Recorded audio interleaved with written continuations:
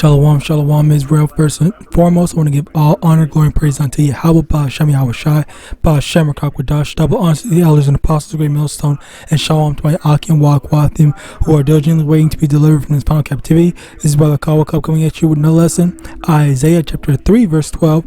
As for my people, children are their oppressors, and women rule over them. For all my people, they which lead thee, cause thee to err, and destroy the way of thy paths. So today's lesson, we're going to be going into just how Babylon has ruined our women and our people in general. Yes, but I mean, I guess by extension, our people in general.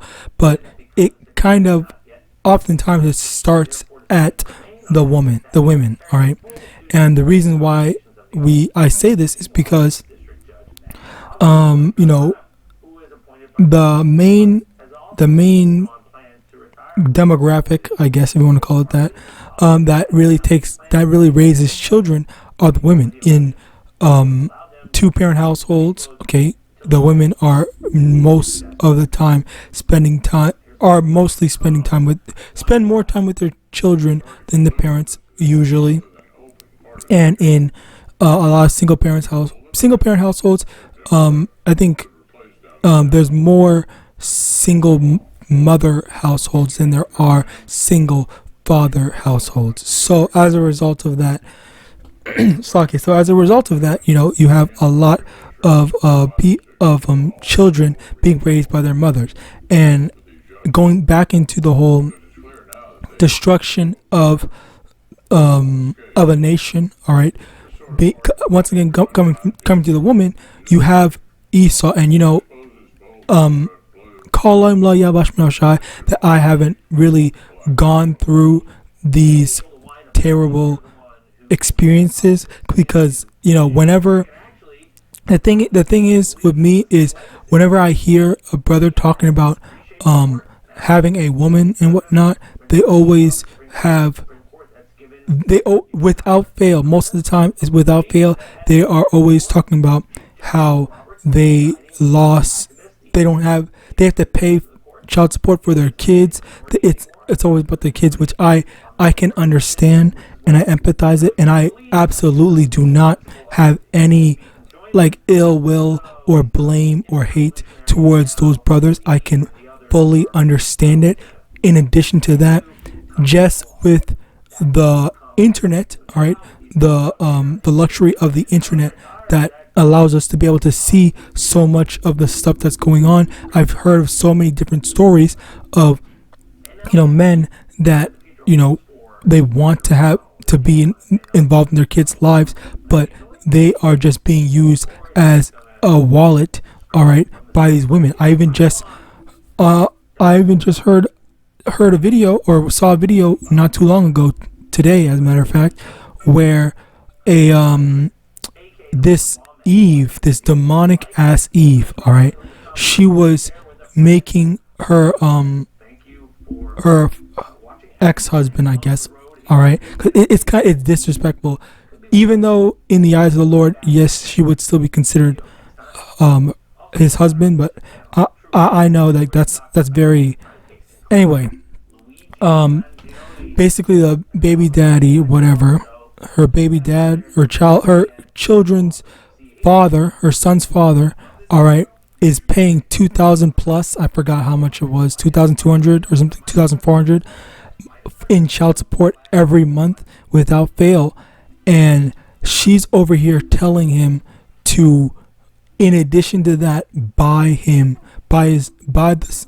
son a Christmas gift, but the father's mother told him, do not get him a gift in addition to the 2,000 stuff. And I have to agree, if you're already paying so much money for child support, why would you do that? She can take the child support money and buy him a gift, but she's over here being so evil, trying to find any excuse to extract more and more money from him, because all she sees him is a wallet.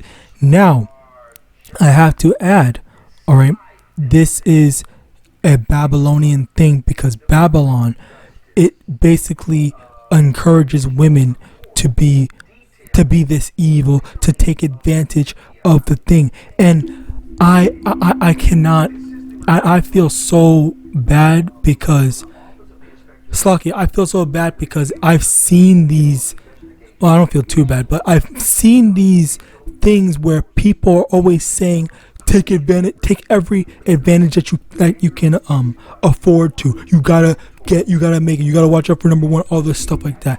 And it is so, this is basically that same mindset that these demons, all right, because I cannot call that with good conscience call them women, all right. I respect genuine women understanding their roles and fulfilling their roles, okay, like these so-called Middle Eastern women, all right, that that are doing just basically doing what they're supposed to be doing, all right. That's it. I'm not even trying to go out of my way to do that, because obviously the people in the Middle East, they have their problems as well too. I'm not going to ignore that, but for the Babylonian women, all right, in here, all the nations that do this, all right, it is so terrible. It's an ugly thing to see that they will literally ruin and destroy their children just to turn a man into a bank account, a wallet, whatever you want to call it. All right, it's very terrible to see, and this is why even now more so than ever, okay, you have a bunch of men that just do not want to get married, even though that's what the Lord set us up to do. All right, let me get this. Romans chapter 1 verse 26. For this cause Yahweh gave them up unto vile affection, for even their women did change their natural use into that which is against nature. And likewise also the men, leaving the natural use of the women, burn in their lust one towards another, men with men, working that which is unseemly, and receiving in themselves that recompense of their error which was meet. So now understand, this is definitely talking about basic, like alphabetism, all right, specifically. And while that's not always applicable in the in the context of what I was talking about, it's the main thing the main takeaway, chew the meat, spit out the bones, all right, is in this instance, men are basically choosing to be alone, all right, or choosing just to sleep with women momentarily, as if they're prostitutes, because ultimately it's not even on the men. Sometimes it's these women are basically being prostitutes. They're allowing these men to sleep with them just so they can constantly take money from them. All right, if that's not prostitution, then I don't know what the definition of prostitution is. All right, and it is not about the children. All right, the freaking government says that they want to keep the family safe, but even then, all right, even then, when you have these women, these so-called mothers, all right, that are literally threatening to kill the children just to get at the fathers, all right, which I've heard that multiple times. Okay, I freaking heard this one show that this dude literally had texts of the woman literally saying, if you don't do whatever, you're gonna find your son dead or something like that. All right, like if that was, I can only imagine what I would have to do, what I would do in that situation, being afraid that my child is being threatened by his so-called mother. All right, like that's a very scary situation. All right, so like anyway, let's continue on. But yeah, basically, like, this is the thing. So you have Esau, who's indoctrinating these women to think, oh, be independent, go sleep around with as many men as you want, go do whatever you want, go live your life, and the society is support. So anyway, as I was saying, well, what was I? Oh yeah. So basically, you see them taking advantage of this, and then you have these, women becoming absolutely depressed, all right, and just feeling purposeless, all right, because ultimately when they get to a certain age, then there's going to be that that depression, all right. So now enter this video that I saw where you have the defund the police thing. Okay, now I'm gonna let this video play for a bit. Let's hear what happened. All right. This is gaining a lot of steam. Nancy Pelosi this morning just refused to answer if she would support defunding the police. I just want to know from you, do you support defunding and removing police from American communities? And if not, why do you think there's such a hard time being differentiated right now between defunding and reforming police departments? So, Megan, I think that a big part of this conversation really is about reimagining how we do public safety in America, which I support, which is this. We have confused the idea that to achieve safety, you put more cops on the street, instead of understanding to achieve safe and healthy communities, you put more resources into the public education system of those communities, into affordable housing, into home ownership, into access to capital for small businesses, access to health care regardless of how much money people have. And so we really do need to understand and reimagine what and how we can actually make and help make communities safe. Because here's the bottom line. If you contrast, many communities which have a heavy presence of police to middle and upper middle class suburbs in America, you will not see that presence of police. Mental health, homelessness, substance abuse, so that we don't have to have a police response because we are smarter. Senator, I hear you loud and clear, and I don't think there's any rational American right now who doesn't think that we need to take a cold, hard look at reforming our police. But there was a video that went viral over the weekend of the mayor of Minneapolis being yelled at, saying, yes or no question, are you for defunding the police? So I'm going to ask the same question the protesters asked him. Are you for defunding the police? How are you defining defund the police? Well, I'm not for anything remotely for that, so I would ask the protesters the same thing. But I assume, and again, this is something that is new to me, I assume it's removing police, and as Congresswoman Ilhan Omar said, bringing in a whole new way of governing and a law and order into a community. Not have police officers, like this Minneapolis city councilwoman said, that I would be a place of privilege if someone broke into my home and I wanted to call the police. So, again, we need to reimagine how we are achieving public safety in America. It's a crock of shit.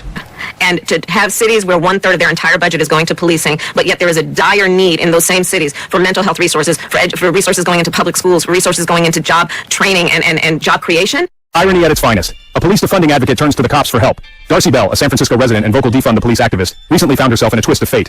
Her U-Haul, packed with all her possessions, was stolen. Desperate, she turned to social media for help, but instead of support, she faced mockery. Bell's past posts criticizing the police resurfaced, adding fuel to the fire. Critics called her out for the irony and hypocrisy. Despite filing a police report, she was frustrated by the lack of swift action. The backlash was intense, yet Bell stood her ground, continuing her advocacy against the police. This incident has sparked a broader debate. Where do we draw the line between public safety and personal responsibility? I want to give all the Okay, so I really want to point out that the police, they are in fact full of shit, oftentimes, and even when you because I think I did a video on this and I talked about it myself, where I was in a dispute, okay, a physical altercation. I had called the police because someone attacked me first and they didn't do jack shit. So I know how bullshit the police are, and how even with video evidence, I literally showed them video evidence of me trying to mind my own business. And then you know what the police fucking told me? They told me, oh, he wanted to talk to you, let him talk to you. What the fuck? I am not obligated to talking to anyone. So by that retarded ass logic, so if I try to go talking to some woman, so she's forced to talk to me. If I say, oh hey lady, let me get your number, let me do this, then third. So she's obligated to give me the time of day. I can't be left alone, or she can't be left alone. Okay, like, do you see how hypocritical and bullshit, and how these police aren't worth literal jack shit? And it is very funny. I'm not saying that there doesn't need to be I'm not saying to fully to defund the police myself, because I understand the need for an authority to actively, deter people from committing crimes, openly or willingly and whatnot. Actually, bear with me one moment. Slock, there needs to be an authoritative figure to stop people from committing crimes. I understand that. But when it comes to Esau does not need to be the leader, to be the one in charge of that, because very clearly he is unrighteous, all right, and it's not even biased, it's just seeking to protect his people, literally no matter what, even if they are in the wrong, all right. So you have this kind of hypocritical thing where this demon, all right, is saying all this stuff, even though, funnily enough, well, Slock it, basically, I'll be fair, she reported her stuff missing, and then I think I do kind of believe that she is kind of being a bit impatient, and if they're actively looking out for the stuff, unless they're saying specifically, "Oh, we're not going to help you," or "fuck off," or anything like that, then I guess she has a thing. So I'm not going to say she's in the right or in the wrong, because I don't know enough of it. But ultimately, you have this society which heavily supports this type of demonic behavior, to even have the audacity to disrespect and attack people and whatnot without any type of repercussions. All right. Sirach 26 verse 10: If thy daughter be shameless, keep her in straitly, lest she abuse herself through overmuch liberty. And Sirach chapter 25 verse 25: Give the water no passage, neither a wicked woman liberty to gad abroad.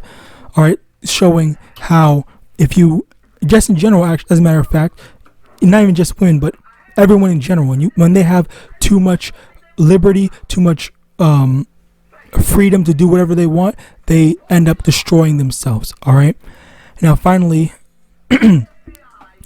Deuteronomy 28 verse 54: So that the man that is tender among you and very delicate, his eye shall be evil towards his brother, and towards the wife of his bosom, and towards the remnant of his children, which he shall leave. All right. This is one of the curses where we're going to hate one another. And I don't know the statistics on it, but in terms of like videos and the publications of it, most of these men-women antagonism, all right, is usually publicized by Jake and Eve. So with that, I pray this lesson was edifying. I want to give all honor, glory, and praise unto Yahawah, SHAMAIWAN, the elders and apostles, great Moses, and Baba, and Shalom.